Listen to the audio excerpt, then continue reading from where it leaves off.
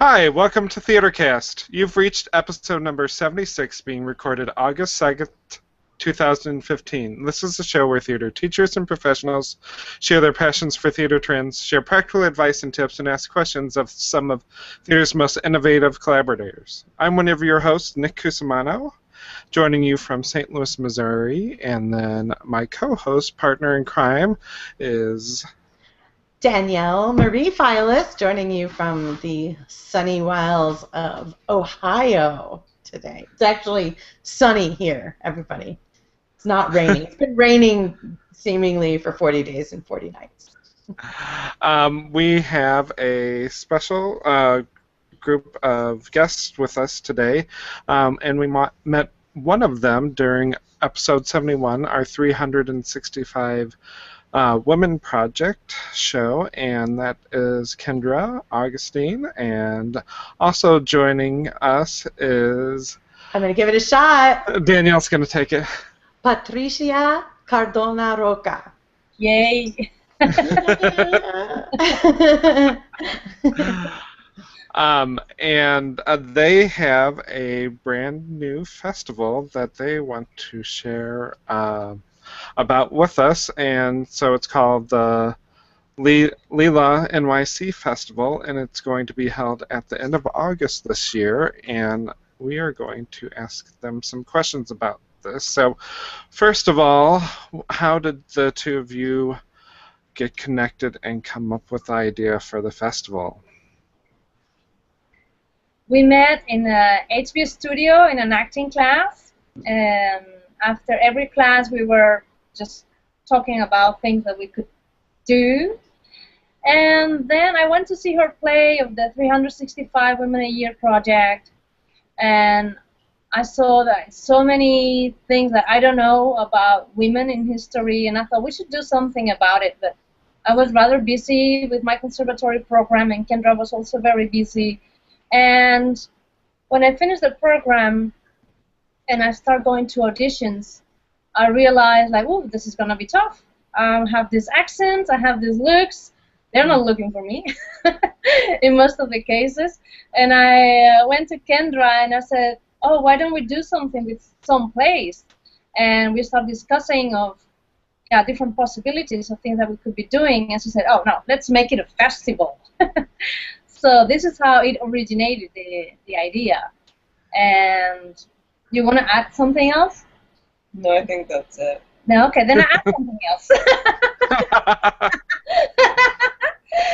So, so I had this with the accent and my appearance, and then we wanted to broaden that thing, because there's so many people that are, let's say, different in between quotes, that's the majority of people. So we wanted to include everyone in the festival, everyone that will not be typically cast in a specific role because of their appearance, and we wanted to broaden up. So we are including different skin colors and accents and sizes and genders. So all that is in the festival. And I'm wondering about I know the submission process is over because you guys are going to be up very soon, but could you tell me a little bit about what I think you were asking for plays, right, before you even started casting. Can you talk about that as well? What kinds of plays you asked for and how you got those? Well, we asked for plays. We asked the writers permission to, if they sent us our plays, to maybe play with ages or with skin color. So a lot of writers just sent us plays that weren't necessarily race specific, and they were even like, they could be played by either gender, or if they wanted like a specific gender for a certain role, they would let us know, and then maybe the other role they would let us play with. So we just kind of asked them just to send us things that they didn't have like a narrow vision on, where it had to be like this size, this type, this age. It was like, here's my baby and you can play. And how did we go about finding them? We just asked playwrights we knew, and we asked playwrights that we knew to ask other playwrights that they knew, and then that's how it started for us. It was kind of slow in the beginning, and we're like, I don't know, are we gonna get like, you know, even 5 plays? And then it started to quietly gain some momentum, and then it ended before it gained too much momentum. Even that idea, thank goodness. Yeah. Even that idea of asking playwrights to think about writing a play that has openness to who might play the role, where it's really looking at sort of the essential humanity as opposed to the outer costume, if you will, I guess. That seems like a big idea in and of itself. I think it's different. I think we came to this festival as actors, and rather than producers, I guess, or playwrights, we came in as actors, and it's like, what is it that we find that we're struggling with, or what we hear other people struggle with, and what they tell us about, well, you need to find your brand, and you need to find your type, and you can only get cast as this. So we just kind of decided to make a festival where maybe none of that really mattered. It was more about what the soul of the person was, rather than, well, she has to be a size 2, or she has to be really tall, and it's just like, maybe it didn't matter. Maybe the love interest didn't have to be the exact same age, or maybe they didn't have to be older. Maybe they could be, like, I know another thing is like young 20-somethings get cast as teenagers, and in the play that I'm directing, I cast like young 20-something as adults, and they're always cast as teenagers. So it's like, here you just get to have like a love story, and you get to be adults, and it's just like little things like that. So it's not just, well, about race or accent. It's all of that and then some. And it's not that we are asking writers to write something for the festival, but just what they have, if they would allow us to give it another perspective. It's also not a matter of miscasting, but finding the right fit, even though it's not what is described in the character description. More about the personality and the sort of essence. Yeah. So I just heard 1,000 actors across the universe go, that idea. Yeah, that's more or less the reaction we are having from so many people. And the more we talk with people, the more ideas we have for other editions of the festival, because there's so many things we don't know. And recently we talked about the transgender, or there are so many deaf actors we didn't know about, and in this edition we cannot include them or now, but maybe in other editions we can include so many other people that are seen as a particular type and not as a person in a whole, or playing a lead role instead of a side role or a supporting, something like that. Yeah, I think it's great that you guys are taking on that challenge of, because so much on the business end of show, it's pigeonholing comes to mind as, oh, you're only going to play this, and we as human beings are more than just this. And I think it's exciting to take on that challenge, because I think exploring a text in many different ways, one, you might discover more within that process that you wouldn't have if you just played it without that open mind, if that makes sense. So what has... So you got the plays. What was the next step? Or I'm guessing you're probably somewhere in this middle step of that right now. So we got 38 plays. From those, we selected 14. Then we had a cold reading with actors to know which ones would work. And from those, we selected 7, one of them being a musical. And now by Tuesday, we hope to have everyone cast, and we already have all the directors. So next week the rehearsals are starting. Well, some of them have started already with some readings, but next week it's gonna be like a train that can be stopped. Anyway, like The hardcore, yeah, it's really starting. You guys probably will be pretty exhausted, I would imagine, by the end of all of this. That's a big undertaking. yeah, but we know we will sleep in October. So okay. That's the pull quote for this. No, we will sleep in October. I imagine you had to find some pretty special directors in terms of directors with a vision and embracing this idea that you have. And I would imagine it's very fun for directors. I know as a director sometimes, because of the business aspect, I felt like I have to cast this actor because that's who everybody is going to see in the role.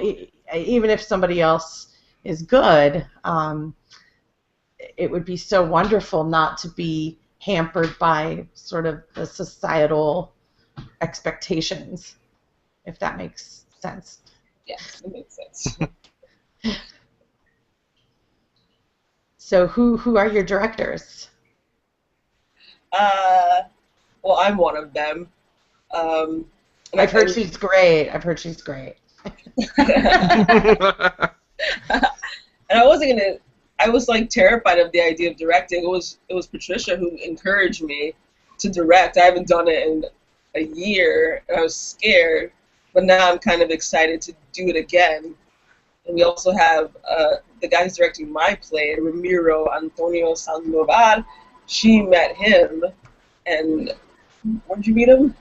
I met him because I went to look for a rehearsal space, and I was talking with the owner of the place, and he introduced me like, look, this is a Colombian director. He's really good. Maybe you wanted to have a talk with him.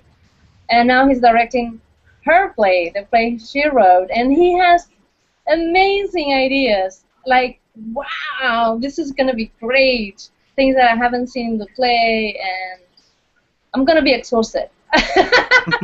She wants me to do crazy stuff, but I will be, because I'm in her play.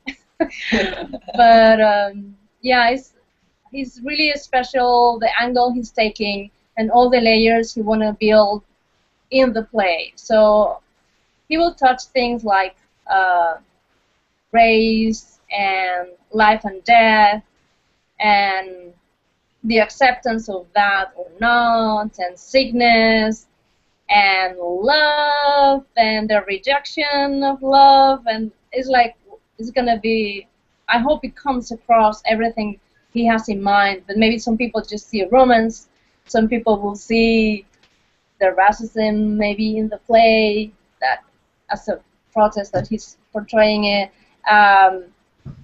Some people will see maybe the life and death. So we'll see what comes out from that. But all those layers are building in this play. And I haven't talked in detail with any other director, have you? No. No. And we just found our directors through either people we know or through, like, contacts. And we'll be like, you know, do you know any directors who you would suggest? And then they would maybe send us a list, and then we would send them maybe a particular play that needed a director, and whoever was quick and like willing, they got it, because, and they were like great directors too that we were given.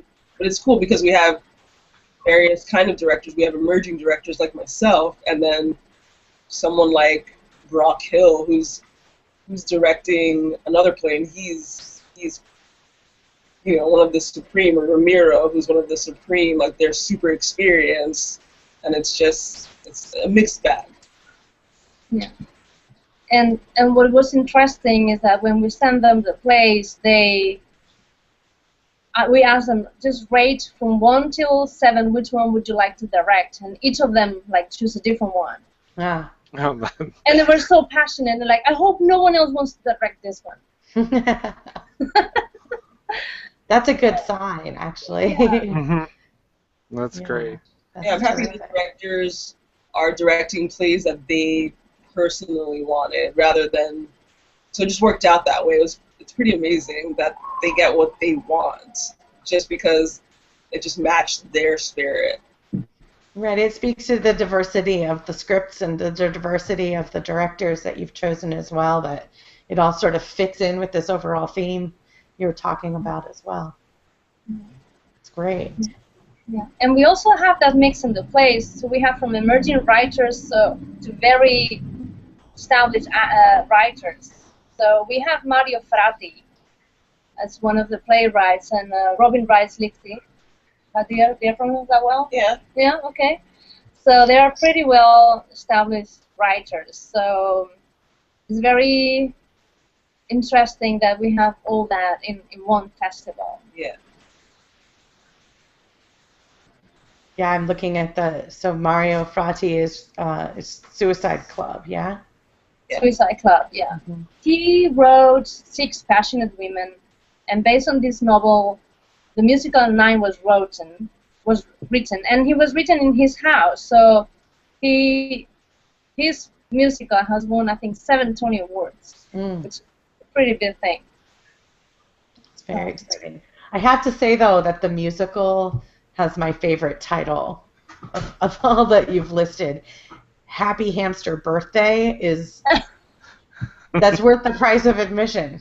Just to see what that's all about. Yeah, and you have to watch it. You have to come and see it. Yeah, fly to New York.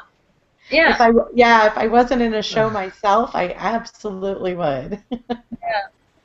It is. It could be like I saw the reading of the musical and I fell in love with it. It could be like a kids musical, and that kids will love it. But if you watch it as an adult, then you will see so many other things that you can relate with. So, yeah, I think it's interesting too. It sounds terrific. Can you tell me a little bit about the name Leela and what that comes from? Yeah. Leela is a Sanskrit name for girl that means play, to play. And it's also the playful aspect of the Divine Mother in Hinduism, the one that plays with the cosmos. So, because we want to play with the plays, we decided to give it that Leela name to the festival, because we want to see other angles in the same, in the world. I love it. Who came up with that? That's great. I came up with it.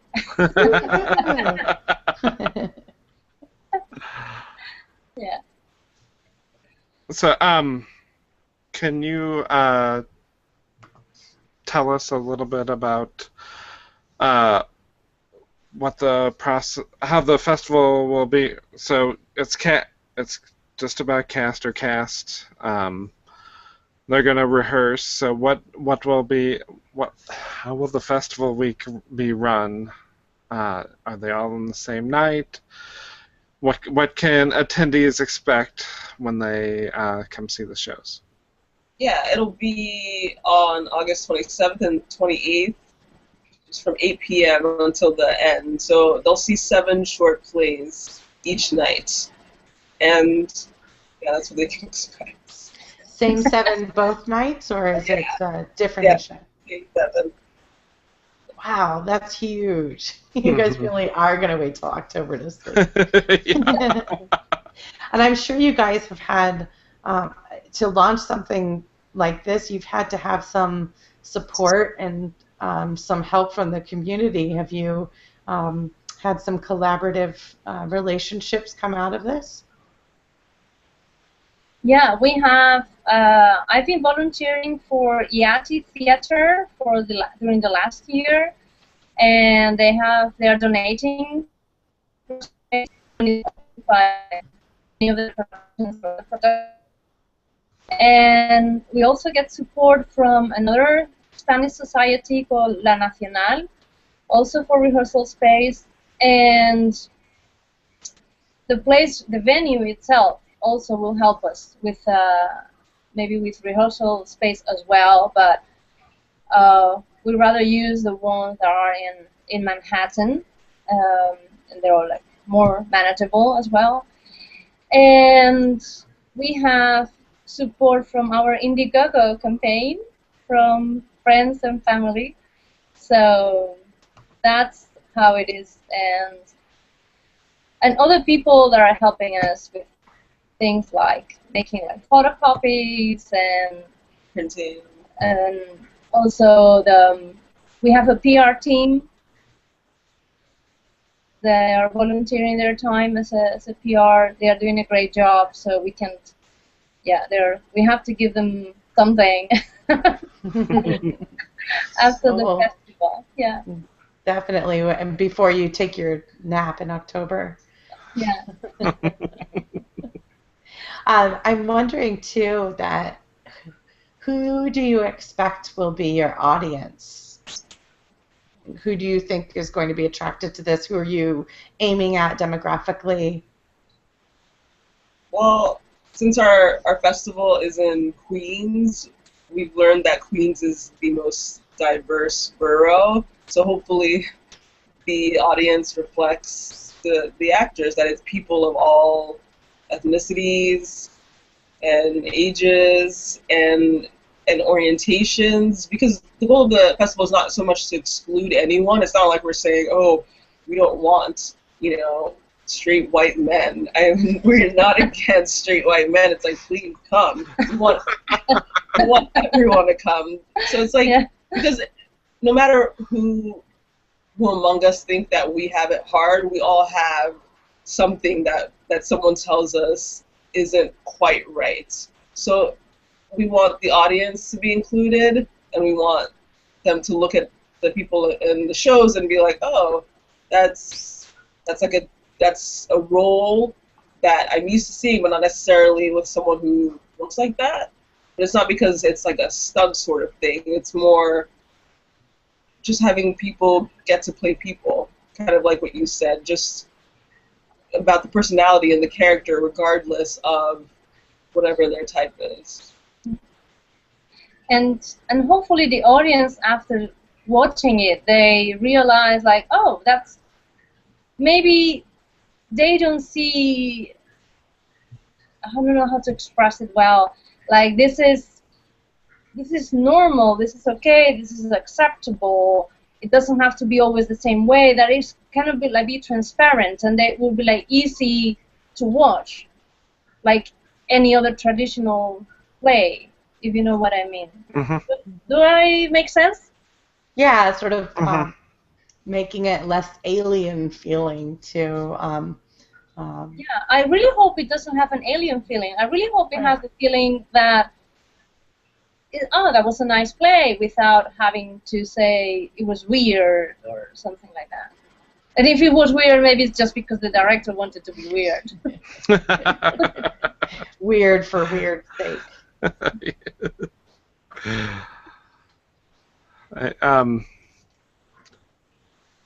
So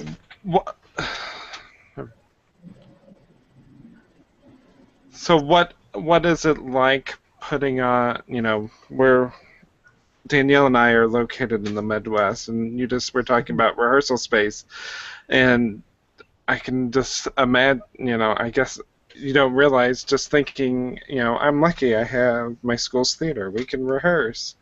And I can get it, 90% of the time. But what was the process of getting all that in place? Because I'm sure in New York City, just like finding an open space to rehearse in, I'm sure is just a challenge in itself. Well, it wasn't. It was more than a challenge. It was like a surprise that we could get it, and to have so many people supporting us, offering the space, and just being happy to be part of the festival. So I think so many people are enthusiastic about it that they just have this urge to help. Of course, if I go to a place where the main business is to make money, renting rehearsal space would be very challenging. But we approach organizations that that's not their main business.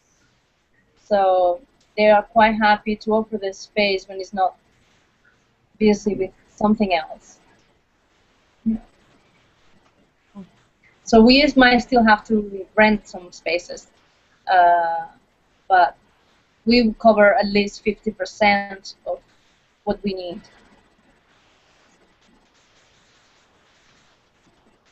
And how will you measure for yourselves if your first festival is a success? What are you hoping will come out of it? How will you be like, yeah, that was it. We did what we wanted to do. I feel like if we raise all the money and then some, then yes, that to me is success. I mean, an audience is nice too.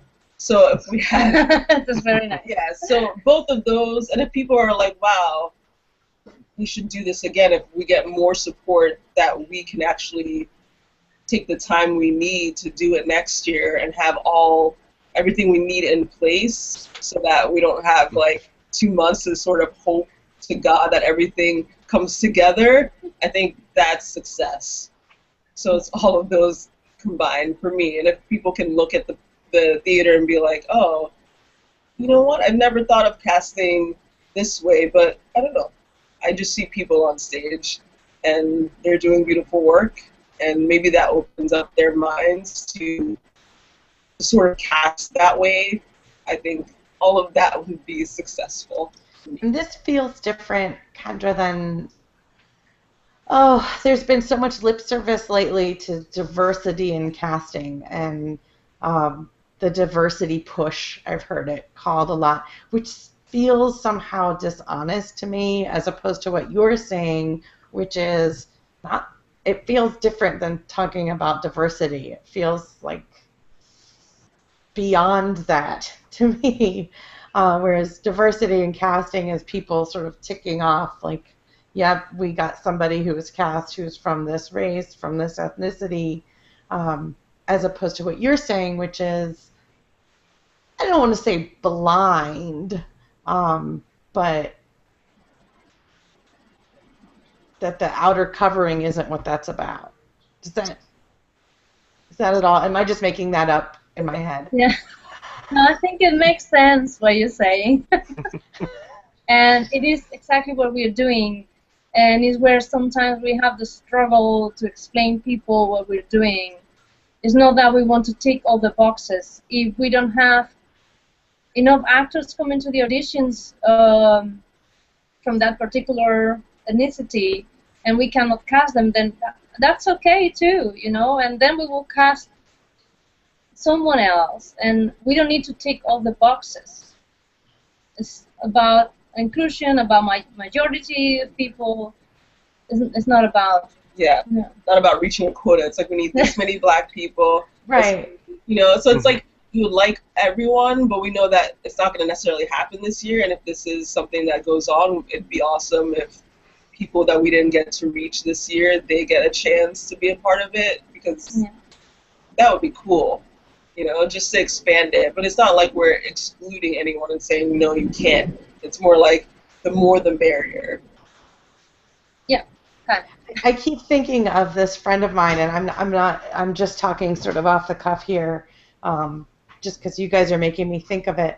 And here where I am in Central Ohio, it's pretty white out here, especially the theater community. But there are a few actors who are diverse, right? And my one friend said to me, I finally got to play my own ethnicity. And what he meant was not that he played Caucasian roles, or roles that were always thought of as Caucasian, but he'd also played Native American, and he played Asian American, and he's none of those. It's like he almost has to play sort of like the every other box, if that makes sense here. And I can't put a finger on it why that bothers me for him, but it really does. Yeah, I don't know. It's such a it's such sort of a nobody talks about it, really, and what you guys are doing seems to raise a conversation to a different level other than, like you said, ticking off boxes. And I wish I could help talk about it more, but I feel like I don't have the words to talk about what you're doing. I get it in my gut. Are you crying? What's that? Are you crying? No. Oh. No. I could if you would like, though. I could if you would like. Well, I think Danielle brings up an interesting thing. Oh, this? No, I just have something in my eye. Oh, no. This is me, like, sorry, forgetting that we're actually filming video as well as sound. I think what draws us into theater is its universality and that aspect of telling stories, and to tell a story not just based on the looks or the ethnicity or whatnot, but just tell stories as human beings. And I think you all have really tapped into that we are storytellers. It doesn't matter what we look like, but let's tell these stories and let's explore and let's see what happens, instead of I think, as human beings we have this yin and yang. We have that let's be open, and we have let's put it in a box. And I think more and more we should be more open, because you don't know what you're going to get. It's not reproducing the same story, just plopping a different Lego character in to give an example, but that's something that's organic and worked on through the rehearsal process to create something that's very human.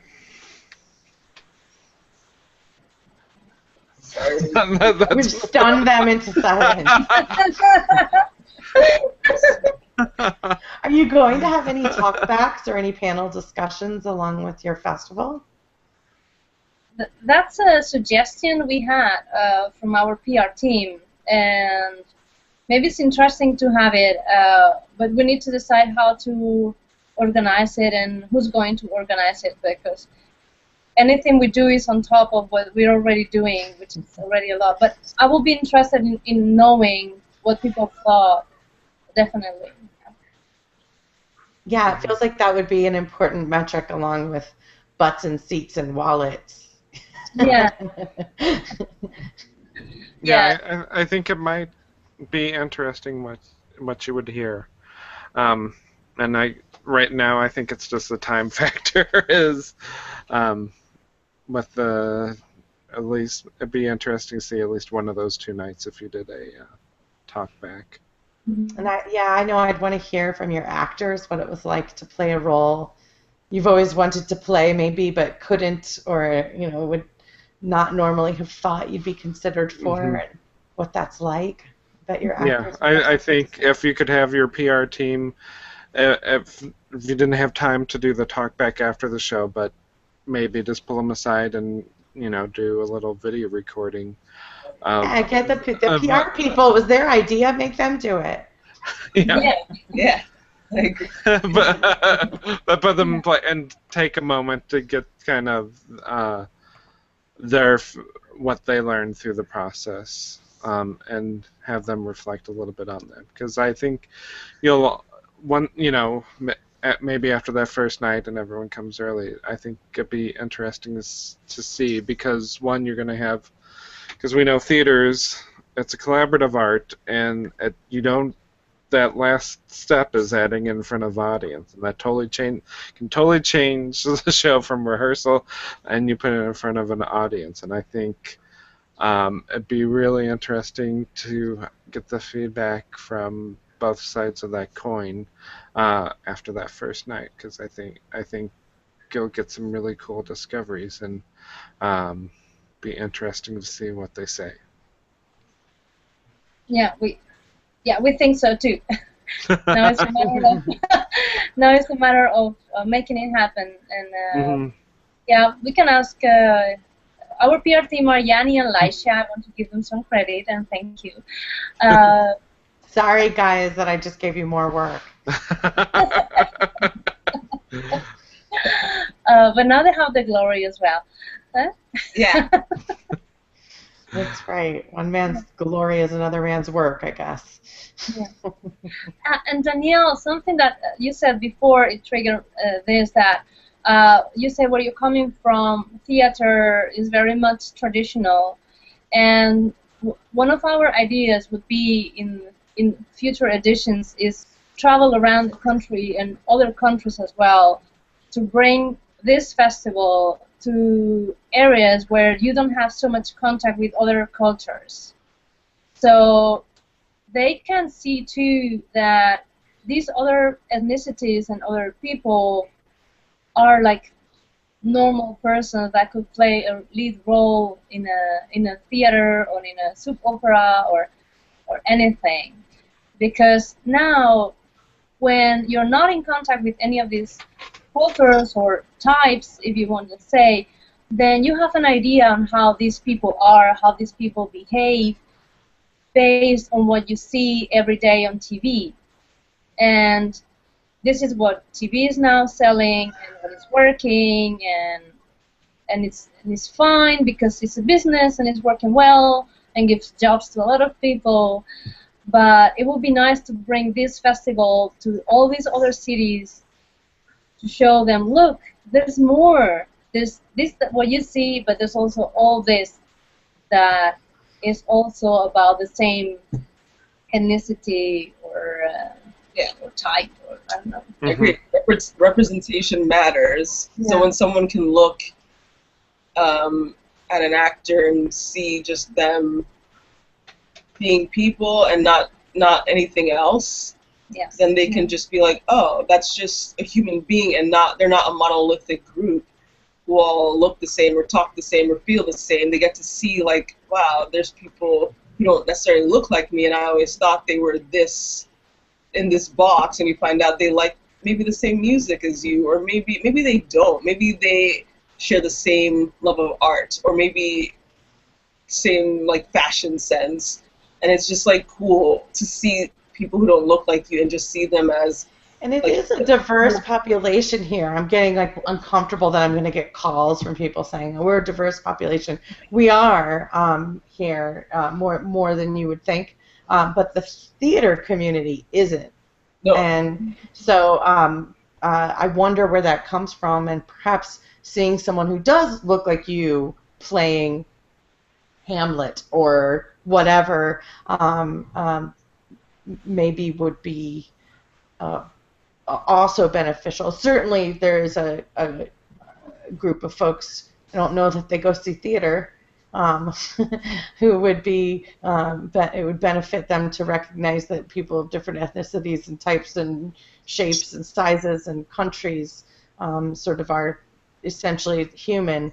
But I think it would also benefit the theater communities that you go to sort of educate that anybody can get up and moan and groan at the floorboards.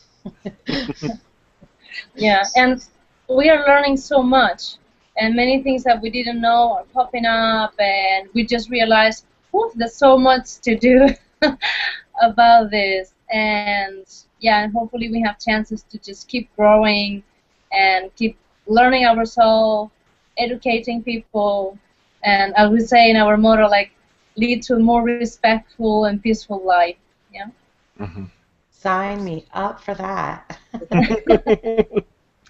Now, I know this is like asking a mother who's just gotten through giving birth, or maybe who's in labor, if she's going to have another kid. But is this a festival that you're hoping to repeat in future years? Yes. Yes. Good. Particularly as CEOs. Already CEOs. I know, but like the CEOs, broken CEOs. Yes, but like Fortune 500 CEOs with a lot of other people doing the work. Minions. You need minions. Brains. Delegates. Yes. Yeah. Well, it sounds like you guys have a lot of passion, and I would imagine that will be contagious and bring people to you. I think it's great. What are some ways that so you've put this together pretty quickly, or not in a shorter time span? What have you learned? What tools helped you do that? And kind of what have you learned with that process that you can share with our audience? So, yeah, of course, we have used Word to write documents, and we've been sharing them just to update them, to make them better. We use Facebook. We created a website. So what's your website web address? We can give that to people. Okay, it's www.leelaNYCFestival.org. Yeah. We'll make sure we share that with her. Yeah, and I'm. Oh, yeah, that's it. I'm sharing it on my screen. Yeah. Yeah, that's it. Yeah, and we have this beautiful unicorn created by Maggie Allen. Yay. We love it. It's a fun site. I'm looking at your site right now. Yeah. Excellent. And people can go there and donate, which would help Kendra feel like she's been a success. So people should do that. Absolutely. Yeah. And you can also buy tickets. You can also buy tickets from the website. You can donate and buy tickets. And then she'll really feel successful. Yeah. And you can leave comments. You can send us an email to the website, and we'll receive and we'll respond. You can do all that. Well, sounds like a great place to remind people how to find out about the festival, where it's at, and that's at www.leelaNYCFestival.org. So, and it is August 27th and 28th of August 2015 at Centro Espanol in Queens. Yes. That's correct. Awesome. Want to thank you both for joining us this week and wish you great success, and can't wait to hear how the festival went, and wishing you a lot of sleep in October. Yeah. Thank you. We'll do that. Full houses both nights, we hope for you. Oh, yeah. Yes. That would be great. Yeah. And if do you have Twitter handles that you want to share, or any information they should go to the website? Yeah, for the website, if they go, they can donate for donate Indiegogo, and they can buy tickets. And Twitter, I have a Twitter. It's called Quiet Girl Riot. That's right. And then she has a website, and it's called PatriciaCardonaRoca.com. Yeah. So much better when you say it. Yes. PatriciaCardonaRoca.com. I love it. And we'll be sure to include those in our show notes when on our website, which is TheatreCast.org. You can find me at edtech4theater. And Ms. Filas, where can people find you on the interwebs? Funny you should ask. You can tweet me at Ms. Filas, MSFILAS, or you can go to edunerdhq.org and catch my musings there. I want to thank you both for joining us this week, and stay tuned for more TheatreCasts in the future. Thanks a lot. Have a great week. Yeah. Thank you very much. Bye. Thank you, Danielle. Bye. Have a great week, you too. Bye-bye. Thanks.